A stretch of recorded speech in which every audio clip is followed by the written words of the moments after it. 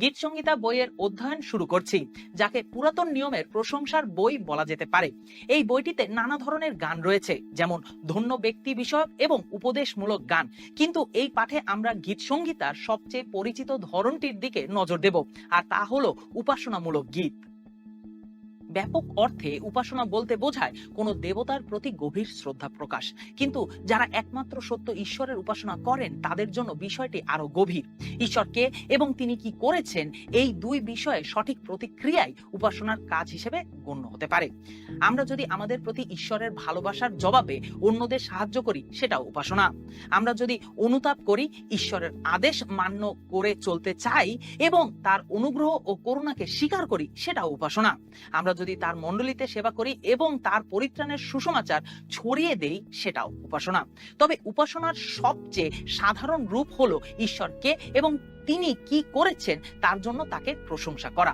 আমরা যখন ঈশ্বরের চরিত্রের প্রতি আনন্দ ও প্রশংসার মাধ্যমে সাড়া দেই, তখন তা আমাদের সব ধরনের উপাসনার জন্য একটি শক্ত ভিত্তি তৈরি করে।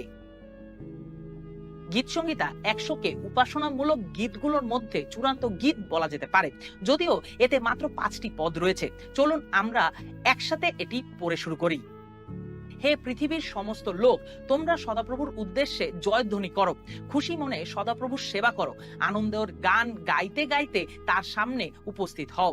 তোমরা যেন সদাপ্রভুই ঈশ্বর, তিনি আমাদের তৈরি করেছেন, আমরা তারই লোক, তারই চারণভূমি ভেড়া। তাকে ধন্যবাদ দিতে দিতে তার ফটক দিয়ে ঢোকো, তার গৌরব করতে করতে তার উঠোনে ঢোকো। তাকে ধন্যবাদ দাও, তার গৌরব করো। সদাপ্রভু মঙ্গলময়, তার ভালোবাসা চিরকাল স্থায়ী, তার বিশ্বস্ততা বংশের পর বংশ ধরে চলে।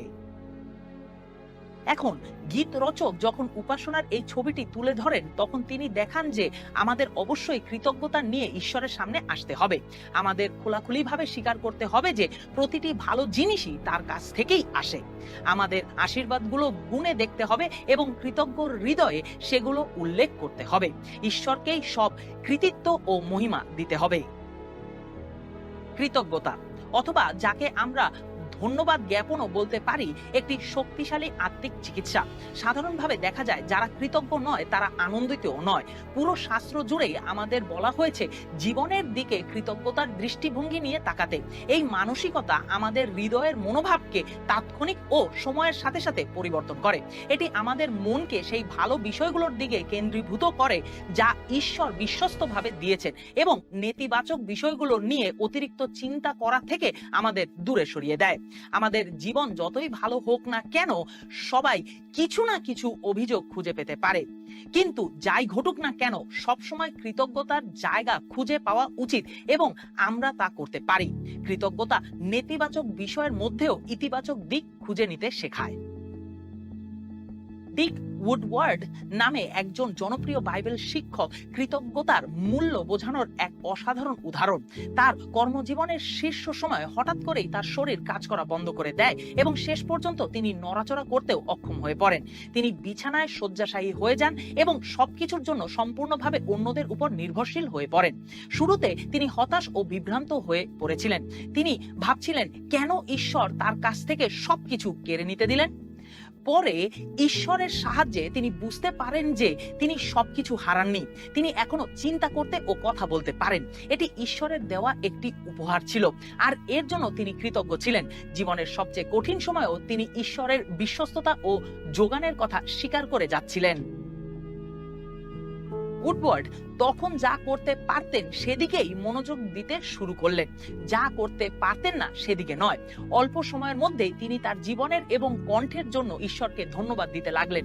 যদিও তিনি তার শরীর ব্যবহার করতে পারতেন না, তবুও তিনি সেই বাইবেল অধ্যয়নের মূল পাঠ্যক্রম তৈরি করেন যা আপনি এখন শুনছেন।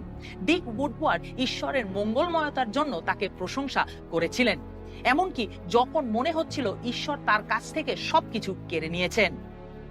তার কৃতজ্ঞ মনোভাব তাকে হতাশা থেকে বের করে এনেছিল, আর ঈশ্বর তাকে ব্যবহার করে লক্ষ লক্ষ মানুষের জীবন স্পর্শ করেছেন। তার অসুস্থতার কারণে তার মৃত্যু হয়েছে বহু দশক আগে, কিন্তু ঈশ্বর আজও উডওয়ার্ডের বিশ্বস্ত সাক্ষ্যের মাধ্যমে জীবন পরিবর্তন করে চলেছেন। সুতরাং আমরা যখন ঈশ্বরের সামনে আসি তখন আমাদের আনন্দের সাথে কৃতজ্ঞতা নিয়ে আসা উচিত। আমাদের স্বীকার করতে হবে তিনি আমাদের জন্য যা কিছু করেছেন এবং যা কিছু দিয়েছেন। আপনি যখন এভাবে ঈশ্বরকে ধন্যবাদ দিতে শুরু করবেন তখন খুব দ্রুত বুঝতে পারবেন যে আপনি আসলে তার প্রশংসাই করছেন। আপনি ঠিক উপাসনার মাঝখানেই রয়েছেন। আপনি ঈশ্বরের সঙ্গে ঈশ্বরের বিষয়ে কথা বলছেন, আর তিনি কে এবং তিনি কি করেছেন এসব ভেবে আপনি আনন্দে পরিপূর্ণ হয়ে উঠছেন। এখন আসুন উপাসনার এই বিষয়টি ধরে রেখেই গীত সঙ্গীতার আরেকটি গুরুত্বপূর্ণ অংশের দিকে তাকাই। সঙ্গীত। সবাই জানে সঙ্গীত মানুষের উপর কতটা শক্তিশালী প্রভাব ফেলে। সঙ্গীত আমাদের আত্মাকে এমন ভাবে প্রকাশের সুযোগ দেয় যা অন্য কোনো মাধ্যম সবসময় দিতে পারে না। তাই আপনি হয়তো বুঝতেই পারছেন সঙ্গীত ও গান সবসময় এই ধরনের উপাসনার একটি গুরুত্বপূর্ণ অংশ হয়ে এসেছে। এটি স্বাভাবিকভাবে ঈশ্বরের প্রতি বিস্ময় ও শ্রদ্ধার ভাষা হিসেবে কাজ করে। এটি আনন্দময় ও প্রাণবন্ত আর সুন্দরভাবে প্রকাশ করতে সাহায্য করে আমাদের ঈশ্বর কত মহান। সঙ্গীত আমাদের গভীর অনুভূতি যেমন দুঃখ, হতাশা ও আকাঙ্ক্ষা প্রকাশের মাধ্যম হিসেবেও কাজ করতে পারে। ইসরায়েলের গানের বই হিসেবে এই গীতগুলো যারা শেখে ও গায় তাদের হৃদয়ে গভীর প্রভাব ফেলে। গীত সংগীতা 100-তে গায়ক প্রকাশ করেছে যে ঈশ্বর মহান এবং প্রশংসার যোগ্য। একই সঙ্গে তিনি জানাচ্ছেন উপাসনামূলক সঙ্গীত আমাদের হৃদয়কে ঈশ্বরের সঙ্গে সাক্ষাতের জন্য প্রস্তুত করার এক শক্তিশালী মাধ্যম। এই গীতে আমাদের শিক্ষা দেওয়া হয়েছে তাকে ধন্যবাদ দিতে দিতে তার ফটক দিয়ে ঢোকো, তার গৌরব করতে করতে তার উঠানে ঢোকো, কারণ ঈশ্বরের কাছে কৃতজ্ঞ মন নিয়ে আসাই যথার্থ। আমাদের ঠোঁটে প্রশংসা নিয়ে যখন আমরা ঈশ্বরের উপস্থিতি খুঁজি তখন সত্যি আমাদের জন্য এক অসাধারণ অভিজ্ঞতা অপেক্ষা করে থাকে। এখন গীত রচক আমাদের কিভাবে উপাসনা করতে হয় তা বলার পর তিনি বলেন উপাসনার সময় আমাদের জীবনে কি ঘটবে। আমরা যখন ঈশ্বরের উপস্থিতিতে আসি তখন আমাদের হৃদয় এমন এক দৃষ্টিভঙ্গি পায় যা অন্য কোথাও পাওয়া সম্ভব নয়। আমরা একমাত্র পবিত্র সৃষ্টিকর্তার সামনে দাঁড়াই এবং নিজেদের সীমাবদ্ধতা ও তার অসীম শক্তির কথা বুঝে নম্র হই। তিনি ঈশ্বর, আমরা নই। তিনি আমাদের সৃষ্টি করেছেন, আমরা তারই। একই সঙ্গে এই অবস্থান ভরসাও দেয়। তিনি আমাদের উত্তম মেষপালক আর আমরা তার মেষ। তিনি আমাদের নিজের জন্যই সৃষ্টি করেছেন এবং তিনি আমাদের ভালোবাসেন। আমরা আমাদের সত্য পরিচয় খুঁজে পাই না নিজেদের ভ্রষ্ট হৃদয়ের ভিতরে, বরং তাকে জানার মাধ্যমেই আমাদের সত্য পরিচয় প্রকাশ পায়। তিনি আমাদের এই পৃথিবীতে তার উদ্দেশ্য আবিষ্কার করার পথে পরিচালিত করতে পারেন, আর যদি আমরা তার প্রতি বিশ্বস্ত থাকি তবে আমরা তার শান্তিতে বিশ্রাম পাবো এবং অনন্তকাল তার উপস্থিতিতে থাকবো। এই গীত অনুযায়ী উপাসনার অভিজ্ঞতা থেকে আমরা আরেকটি মহান সত্য শিখতে পারি। ঈশ্বর চান পৃথিবীর সব মানুষ জানুক যে তিনি মঙ্গলময়। ঈশ্বর চান ঐশ্বরিক প্রত্যাশা সারা পৃথিবীতে ছড়িয়ে পড়ুক। প্রথম পদে বলা হয়েছে, হে পৃথিবীর সমস্ত লোক, তোমরা সদাপ্রভুর উদ্দেশ্যে জয়ধ্বনি করো। ঈশ্বর চান সবাই তার দিকে জেগে উঠুক এবং তাকে উপাসনা করুক, এই জেনে যে তিনি সবার যত্ন নেন। আমরা দেখি গীত সংগীতা 100 এর শেষের দিকেও আছে সমস্ত লোক এবং বংশের পর বংশ। যখন আপনি ঈশ্বরের হৃদয়ের এই আকাঙ্ক্ষা বুঝতে পারবেন তখন আপনি সব সময় ও সব জায়গায় ঈশ্বরের মঙ্গলময়তা ছড়িয়ে দেওয়া গুরুত্ব উপলব্ধি করতে শুরু করবেন। ঈশ্বরের জন্য কাজ করা প্রতিটি মহান মানুষকে প্রথমে ঈশ্বরের একজন মহান উপাসক হতে হয়। প্রেরিত পৌল কোথা থেকে বিশ্বের সর্বশ্রেষ্ঠ মিশনারি হওয়ার অনুপ্রেরণা পান? তিনি পুনরুত্থিত খ্রিস্টকে দেখেছিলেন। যিশাইও যখন এই অভিজ্ঞতা লাভ করেন তখন তিনি যিশায় 6:8 ঈশ্বরকে বলেন, এই যে আমি, আপনি আমাকে পাঠান। আপনি যদি ঈশ্বরের জন্য যেতে চান তবে আগে ঈশ্বরের কাছে আসতে হবে এবং তার মঙ্গলময়তার উপাসনা করতে হবে। তখনই আপনি ঈশ্বরের জন্য এমন ভাবে যেতে পারবেন যা অর্থপূর্ণ ও ফলপ্রসূ। এই সংক্ষিপ্ত গীতেই এই সত্যের ধারাবাহিকতা শেখানো হয়েছে। গীত রচকের মতে সত্যিকারের উপাসনার অভিজ্ঞতা থেকে আমরা আনন্দের সাথে প্রভুর সেবা করার ইচ্ছা নিয়ে ফিরে আসি। আমরা কেবল দায়িত্ববোধ থেকে বা আমাদের উপর চাপিয়ে দেওয়া কোনো কাজ হিসেবে প্রভুর সেবা করি না, বরং উপাসনার শেষে আমরা দৃঢ় সিদ্ধান্ত নেই বের হই, আনন্দের সাথে প্রভুর সেবা করব। আমরা সিদ্ধান্ত নেই অন্যদের কাছে তার সেই মঙ্গলময়তার কথা বলবো যা আমাদের হৃদয় ভরে দেয়। গীত সংগীতা 100 অধ্যায় আমাদের জানায় উপাসনা কি, কিভাবে উপাসনা করতে হয়, উপাসনার সময় কি ঘটার কথা এবং উপাসনার ফল কি হয়। এই কারণেই একে আমরা পূর্ণাঙ্গ উপাসনামূলক গীত বলি। আরেকটি মহান উপাসনামূলক গীত হলো গীত সংহিতা 107। এটি গীত সংহিতা 100 এর চেয়ে অনেক দীর্ঘ কিন্তু অত্যন্ত অর্থবহ। এই গীত আমাদের প্রভুর প্রশংসা করতে অনুপ্রাণিত করে। গীত সংহিতা 107 এর 5টি অংশ রয়েছে, কিন্তু সবার মূল বিষয় একটাই। সেই বিষয়টি শুরুতেই বলা হয়েছে এই কথায়, তোমরা সদাপ্রভুর ধন্যবাদ করো কারণ তিনি মঙ্গলময়, তার অটল ভালোবাসা চিরকাল স্থায়ী। দয়াপূর্ণ প্রেম বা অটল ভালোবাসা শব্দটি একটি বিশেষ শব্দ যা প্রাচীন ইসরায়েলীয় চুক্তির জগৎ থেকে এসেছে। এটি হলো হেসেদ। যখন শক্তিশালী শাসকরা দুর্বল প্রজাদের সঙ্গে চুক্তি করত তখন কেবল প্রজাদেরই বাধ্যতা ও সেবার প্রতিশ্রুতি দিতে হতো। শক্তিশালী শাসকদের চুক্তির অংশ হিসেবে কোনো প্রতিশ্রুতি দিতে হতো না, কিন্তু অনেক সময় এই শাসকেরা বিশ্বস্ত প্রজাদের জন্য স্বেচ্ছায় কিছু উপহার দিতেন, যেমন নিরাপত্তা, সাহায্য, সহায়তা কিংবা ভূমিদান। একজন উত্তম প্রভুর পক্ষ থেকে বিশ্বস্ত প্রজার জন্য দেওয়া এই উপহার ও আশীর্বাদকেই বলা হয় হেসেদ।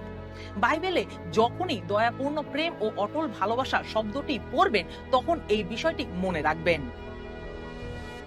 গীত সংহিতা 107 আমাদের জানায় যারা উদ্ধারপ্রাপ্ত হয়েছে তাদের সবাইকে প্রভুর ক্ষমা ও পরিত্রাণের জন্য তার প্রশংসা করা উচিত। এই বিষয়টি 1 ও 2 পদে স্পষ্টভাবে যুক্ত করা হয়েছে, যেখানে বলা হয়েছে, তোমরা সদাপ্রভুর ধন্যবাদ করো কারণ তিনি মঙ্গলময়, তার অটল ভালোবাসা চিরকাল স্থায়ী। এবং সদাপ্রভুর মুক্ত করা লোকেরা এই কথা বলুক কারণ তিনি বিপক্ষের হাত থেকে তাদের ছাড়িয়ে এনেছেন।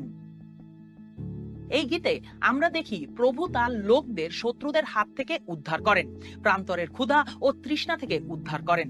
শুধু তাই নয়, তিনি বন্দিত্ব, অসুস্থতা, সমুদ্রের ঝড়, অত্যাচার এবং দুঃখ থেকেও তাদের উদ্ধার করেন। এসব বিষয় মানুষের জীবনে খুবই বাস্তব হুমকি, আর ঈশ্বর তার সন্তানদের ভেতরে ও তাদের মাধ্যমে কাজ করার জন্য ভালো ও মন্দ দুটোকেই ব্যবহার করেন। আজও তিনি আমাদের জন্য একইভাবে বিশ্বস্ত রয়েছেন। আপনি যখন সুসমাচারগুলো পড়েন তখন এই একই পরিস্থিতিগুলোর উল্লেখ দেখতে পাবেন যা আমাদের যিশুর দিকে নির্দেশ করে, যিনি আমাদের উদ্ধার করতে সক্ষম। উদাহরণ হিসেবে মার্ক 4 অধ্যায়ের কথা ভাবুন, যেখানে যিশু ঝড় থেকে সাহাবীদের উদ্ধার করেন। যিশু সমুদ্রকে আদেশ দেন, থামো, শান্ত হও। পুরো শাস্ত্র জুড়ে গীত সংহিতায় হোক বা সুসমাচারেই হোক আমরা যিশুকে পুনরুদ্ধারকারী হিসেবে কাজ করতে দেখি। ঈশ্বর মঙ্গলময়, তার দয়াপূর্ণ প্রেম চিরস্থায়ী, আর তিনি আমাদের উপাসনার যোগ্য। তাই আজ শেষ করার আগে একটু ভাবুন, এই উপাসনামূলক গীতগুলো আমাদের ঈশ্বর সম্পর্কে এবং তার উপাসনা সম্পর্কে কি শিখিয়েছেন। ঈশ্বর চান আমরা কৃতজ্ঞতা নিয়ে তার উপস্থিতিতে প্রবেশ করি। তিনি চান আমরা তার উপস্থিতি থেকে বের হয়ে তার মঙ্গলময়তার গান গাই, আর তিনি চান আমরা সারা পৃথিবীকে তার মহত্ব, পরিত্রাণ এবং ভালোবাসার কথা জানাই। আপনি যখন প্রভুর মঙ্গলময়তা অনুভব করেন তখন তা যেন আপনার আত্মাকে জাগিয়ে তোলে তার প্রশংসা করতে, তাকে ধন্যবাদ দিতে আর আনন্দের সাথে গান গাইতে। আসুন আমরা উপাসনার বিশ্বস্ত মানুষ হই, কারণ ঈশ্বর মঙ্গলময়।